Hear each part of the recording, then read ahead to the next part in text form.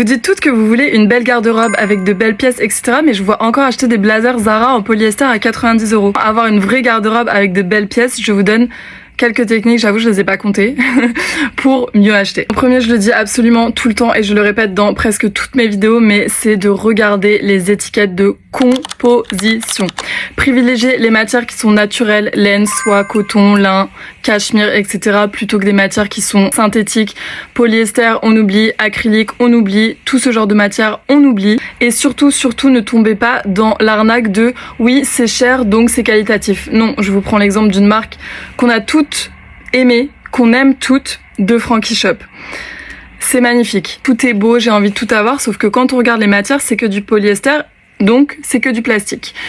300 € un blazer en plastique, c'est non en fait, voilà. Aussi, ça se voit, une pièce qui est qualitative ou pas, ça se voit, une matière qui est qualitative, ça se voit. Ensuite, quand vous avez regardé les matières, il faut regarder du coup les détails de la pièce, donc les coutures, est-ce que ça tombe bien au niveau des épaules, est-ce que vous avez les boutons qui sont déjà prêts à partir, est-ce que la pièce elle vous tombe bien, est-ce qu'elle est bien coupée, est-ce que la doublure intérieure elle est bien faite, enfin tout ce genre de choses en fait, ça va vraiment participer à vous créer une garde-robe avec des pièces qui sont vraiment qualitatives et donc vous allez garder longtemps. Ensuite, quelque chose qui rend encore plus une garde-robe qualitative, et je sais qu'on a la flemme et que ça peut être un coût, mais c'est d'amener vos habits chez le couturier pour qu'il les ajuste à votre taille.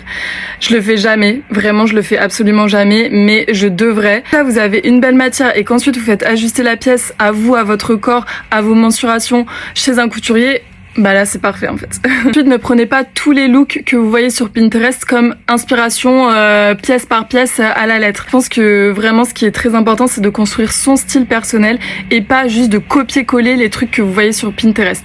D'une, parce que c'est pas forcément votre style, de deux, parce que ça vous mettra pas forcément en valeur, mais c'est plus de prendre ce que vous aimez et de l'adapter à votre silhouette, à votre style. Ce qui va être aussi important, c'est de développer vos goûts personnels. Par exemple, je sais pas, vous êtes très fan des 60s, voilà, tout ce qui est cette liberté, etc. Bah peut-être que votre style, ça va plus se diriger vers tout ce qui est mini-jupe, vinyle, des pièces qui sont très colorées, etc.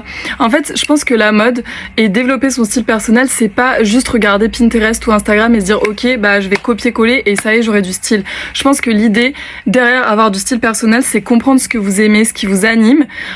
En dehors de la mode, vraiment en dehors de la mode, ça peut être le cinéma, ça peut être la musique. Par exemple, vous adorez le rock'n'roll, bah peut-être que vous allez porter beaucoup de perfecto en cuir, beaucoup de bottes en cuir moutarde, etc. Enfin, vous voyez, je pense que ce qui est très important pour construire son style personnel, c'est vraiment de comprendre ce qu'on aime, ce qui nous anime, en dehors de la mode. Ça vous dirigera vraiment vers des pièces qui vous correspondent en fait.